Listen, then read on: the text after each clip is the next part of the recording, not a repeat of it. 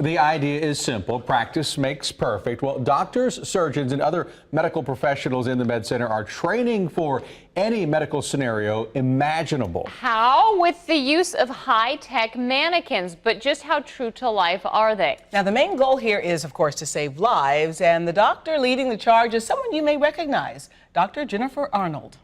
And I need some blood. It's a high-risk situation. All right, I'm going to go ahead and move to intubate. It's an expectant mother who was in a traumatic automobile accident. Code red and code blue. Premature at 32 weeks, her unborn child is in trouble too. Brief delivery of a wet towel.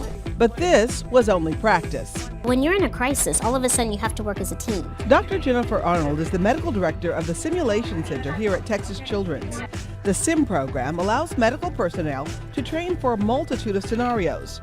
She says it's here where mistakes are welcome. The whole purpose of simulation is to actually, in my mind, make as many mistakes as you can and then debrief and learn from them, because every mistake you learn from here is one you're going to prevent in the real world. 10, 11. The mother and infant mannequins they're using are extremely lifelike, simulating vitals, including breathing and pulse rates. They can intubate, putting a breathing tube in. They can get access. They can even do surgery and do a C-section, as you saw here. Give medications, give fluids like they really would in a real situation, and get feedback from that mannequin. Chief of Service and Anesthesiology, Dr. B. Wick Baker, tells us these simulations are allowing team members to train for situations they might not have experienced yet in real life. There are certain scenarios that don't happen very often, so they're low frequency, but when they happen, they're very high impact. This simulation represents just that.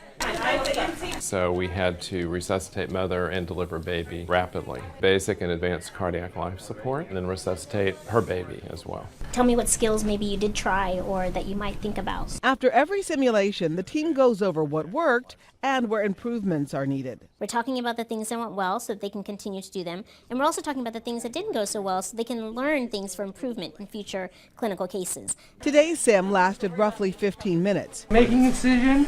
15 intense minutes today to save lives tomorrow.